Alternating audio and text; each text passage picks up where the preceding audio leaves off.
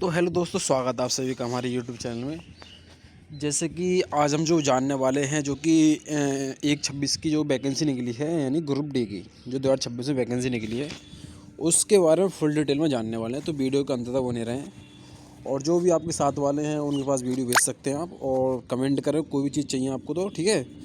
कोई भी अदर यानी कि एक्स्ट्रा नॉलेज चाहिए तो आप कमेंट कर सकते हैं वीडियो में, यानी कि भर्ती से रिलेटेड, यानी जितनी भर्ती हैं उनसे रिलेटेड कोई नॉलेज चाहिए तो आप कमेंट कर सकते हैं। और चैनल सब्सक्राइब करें, वीडियो को लाइक करें। तो आइए जानते हैं ये कि वैकेंसी जो है, ये ग्रुप डी की जो वैकेंसी रहने वाली है, ठीक। जिसमें कि आपका देखो 10th से जो वैकेंसी रहने वाली, इसमें देखो यानी कि सैलरी लेवल की बात करें, सैलरी जो आपकी पे लेवल 7th की आपकी जो है सैलरी रहने वाली, इसमें CPC पे मैट्रिक्स ऐड रहेगा, ठीक है। और उसमें तो जनरल वैकेंसी जैसे मेडिकल स्टैंडर्ड है पोस्ट में, यानी कि ये पोस्ट ये दे रखी है, इनका कोई नहीं है। इसके बारे में आपको पूरी डिटेल में आगे मैं समझाने वाला हूँ, ठीक। तो वीडियो का अंत तक बने रहें, और कोई जानकारी उसको आप वीडियो शेयर कर दें, ठीक है। मतलब वीडियो ऐसा है कि फुल डिटेल में सब समझाऊंगा मैं, वीडियो लंबी हो सकती है, बस इतना, ठीक है। क्योंकि वैकेंसी रहने वाली था वो 9/2025 के इसका नोटिफिकेशन जो आउट हुआ था, ठीक है। इसके फॉर्म जो अप्लाई हुए थे हैं, यानी नोटिस दो एम्प्लॉय न्यूज़ का, ये 27/12/2025 को हुआ था। और फॉर्म अप्लाई जो इसके 31 जनवरी 2026 से इसके जो फॉर्म स्टार्ट हो चुके हैं ऑनलाइन होने, ठीक है। ये रही डेट। और जो मतलब दूसरा फिर आता है यानी कि क्लोज डेट, यानी फॉर्म अप्लाई जो है 2 मार्च 2026 तक इसके जो फॉर्म अप्लाई होंगे। और लास्ट डेट जो इसकी फ़ी पेमेंट करने की, यानी कि 4 मार्च 2026 तक इसके जो आप फ़ी पेमेंट कर सकते हैं। फॉर्म आपको 2 तारीख तक भरना होगा, 2 मार्च 2026 तक। और इसकी फ़ीस जो आप 2 दिन यानी 4 तारीख तक काट सकते हैं फॉर्म, लेकिन 2 तारीख तक कंप्लीट करना होगा, ठीक। और फिर नीचे देखते हैं क्या दे रखा है। तो इसके सैलरी के बारे में बता चुका हूँ मैं। 7th 11th CPC की जो इसकी जो है सैलरी रहने वाली है, ठीक, ये दे रखी है। और इसमें देखो आपका सैलरी जो नीचे बात करते हैं, देखो इसकी एज जो मांगी है 18 साल से लेकर जो आपकी 33 साल जो एज मांगी है, ठीक है। टोटल वैकेंसी जो इसमें 21,997 वैकेंसी इसमें नोटिफिकेशन में दे रखी है, लेकिन इसकी वैकेंसी जो टोटल वो 22,000 प्लस हैं, ठीक है। जो पिछली वैकेंसी निकली थी उसमें लगभग 32,000 या 52,000 इतनी लगभग वैकेंसी थी उसमें। तो उसमें यानी काफ़ी फॉर्म पड़े थे, पूरे भारत में करीब 1.5 करोड़ फॉर्म उससे पड़ा था। तो कोई दिक्कत नहीं है, अपना मतलब तैयारी करो, ज़रूर सिलेक्शन हो, ठीक। सैलरी आपकी देखो बोरी पोस्ट जो आपकी 7th CPC पे की, यानी कि मैट्रिक्स, यानी कि एक तो 8 पे आपका लगने वाला है ना, और दूसरा ये 7th पे की ये सैलरी इसमें रहने वाली, ठीक है। इनिशियल आपकी पे जो होगा सैलरी जो होगी 18,000 से स्टार्ट होगी, ठीक। 18,000 से स्टार्ट होने के बाद आपकी सैलरी जो बढ़ती जाएगी धीरे धीरे। आपकी सैलरी करीब 50-60 हज़ार रुपये जाकर रुकेगी, ठीक। और इसमें देखो मेडिकल स्टैंडर्ड की बात है, आप शरीर से फिट होने चाहिए, क्योंकि आपका मेडिकल एग्ज़ाम भी होता है इसमें, ठीक। जिसमें कि SC ST वालों के लिए, OBC वालों के लिए, और PWS EWS वालों के लिए इनमें आपको छूट दी हुई होती है, ठीक है। एज रिलैक्सेशन भी दिया होता है, और एग्ज़ाम में भी छूट मिलती है थोड़ी, ठीक है।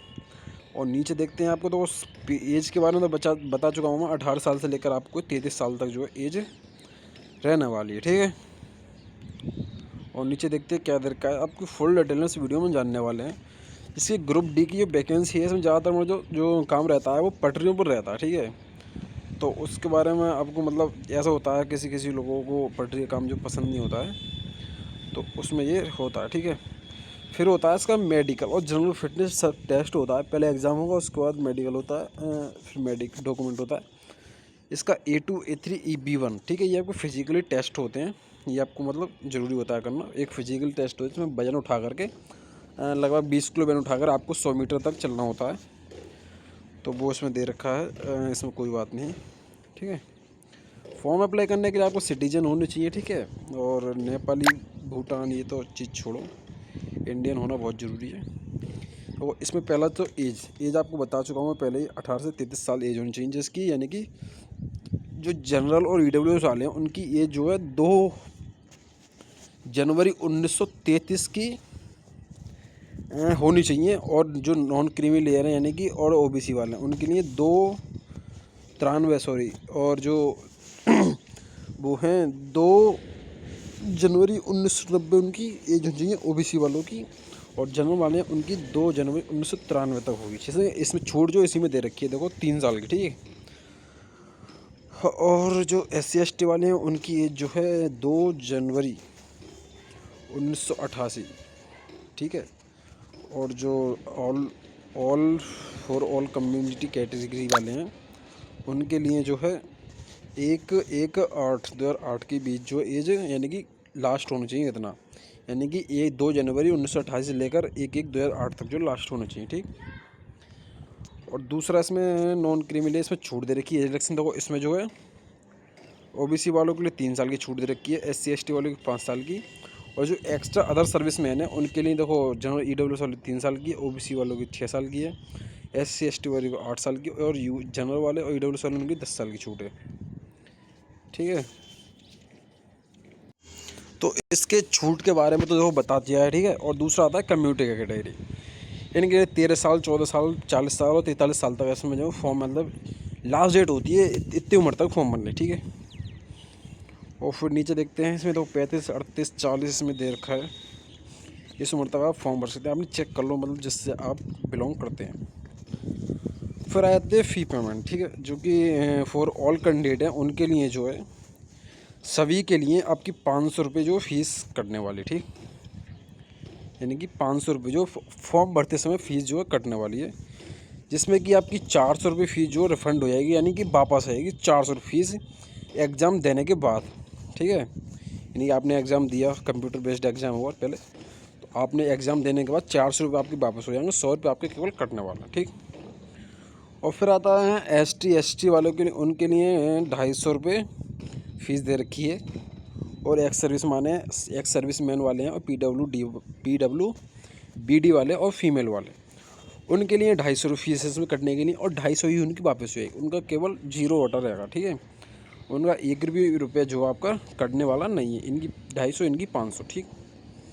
और फिर नीचे देखते हैं मोड ऑफ फी पेमेंट, यानी UPI के थ्रू आप कैसे भी इसका जो फॉर्म जो अप्लाई फ़ोन से भी कर सकते हैं, नहीं तो साइबर कैफे जाकर आप जो इसका फॉर्म अप्लाई कर सकते हैं।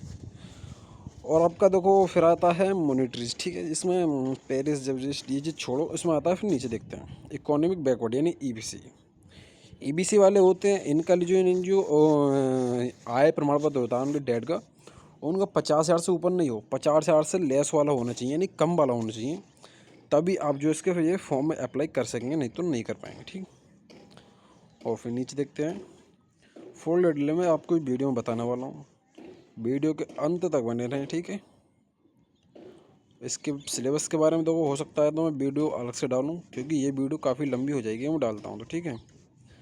इसका यानी कि उसका होता है, फिर होता है इसका एग्ज़ाम देंगे, कंप्यूटर बेस्ड एग्ज़ाम होता है, का एग्ज़ाम जो काफ़ी टफ आता है, इसमें सभी सब्जेक्ट रहती हैं, मैथ रीजनिंग GK GS वगैरह सब चीज़ इसमें सब्जेक्ट जो रहती है, ठीक। और इसके फिर होता है फिज़िकल टेस्ट की बात करें तो खास कर वो तो रेस भी शायद होती है 100 मीटर की, और बैन उठाकर भी आपको जो है चलना होता है इसमें, ठीक है। बैन उठा करके आपको जो है इसमें चलना होता है, 20 किलो बैन देते हैं शायद, तो जो आपको चलना होता है शायद 100 मीटर तक लगभग, ठीक है। और फिर भी आते हैं इसके ओनली वन, ठीक है, रिक्वायरमेंट प्रोसेस क्या है इसका। प्रोसेस की बात करें तो सबसे पहले तो उसका कंप्यूटर बेस्ड एग्ज़ाम होता है, ठीक है, यानी कि फर्स्ट फॉर्म बनने के बाद कंप्यूटर बेस्ड एग्जाम होता है, इसे CBT बोलते हैं। फिर होता है फिजिकल एफिशिएंसी टेस्ट, यानी इसे पैट का एग्ज़ाम बोलते हैं, इसमें कि आपका फिजिकल टेस्ट होता है जो कि रनिंग वगैरह होता है, बैन उठाने वाला होता है, वो होता है, ठीक है।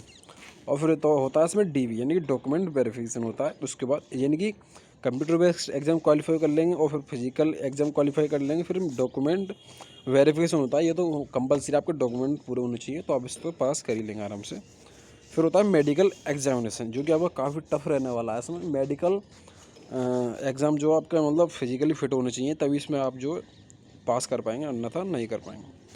फिर बात करते हो सिलेबस की, ठीक है। एग्ज़ाम ड्यूरेशन आपको 90 मिनट का आपको एग्ज़ाम में जो टाइम मिलने वाला है, ठीक है, जिसमें कि जनरल साइंस के 25 क्वेश्चन रहेंगे, मैथमेटिक्स के 25 क्वेश्चन रहेंगे, और जनरल इंटेलिजेंस रीजनिंग के 30 क्वेश्चन रहेंगे, ठीक है, और जनरल अवेयरनेस के 20 क्वेश्चन रहेंगे। इस तरह से टोटल जो इसके 100 क्वेश्चन रहने वाले हैं, और 90 मिनट का आपको टाइम जो है दिया जाएगा।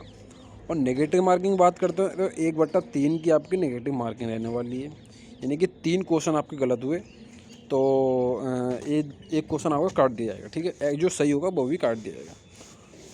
परसेंट की बात करें तो किस यानी कि कितना क्वेश्चन सही करने चाहिए, उस हिसाब से आप जो है एग्ज़ाम क्वालिफाइड कर पाएंगे। तो एग्ज़ाम तो जनरल वाले उनके लिए 40% यहाँ पर दे रखा है, यानी ऑफिशियल वेबसाइट का नोटिफिकेशन है, उसमें समझा रहा हूँ मैं, ठीक है। तो 40% आपके यानी कि 100 में से 40 नंबर लिया आया तो इसका एग्ज़ाम क्वालिफाई कर पाएंगे जनरल वाले। EWS वाले भी 40 करवाएंगे और नॉन क्रिमिनल लेयर और OBC वाले लेंगे 30%, ठीक है। यानी 100 में से 30 नंबर भी लेंगे तो आप इसके लिए एग्ज़ाम क्वालिफाई कर पाएंगे, ठीक है। 30 क्वेश्चन सही कर दिए तो ठीक।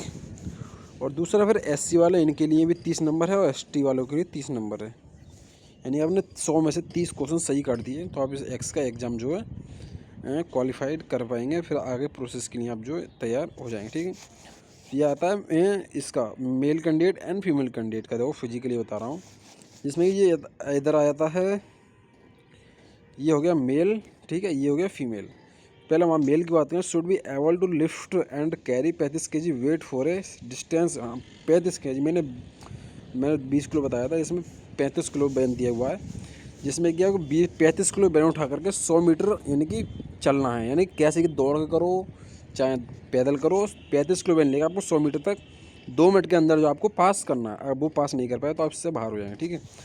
Should be ever run to a distance 1000 metre की आपकी, यानी 1 किलोमीटर की रनिंग होती है इसमें, 1 किलोमीटर की, जिसमें कि आपको 4 मिनट 15 सेकंड दिए हुए होते हैं, ठीक है।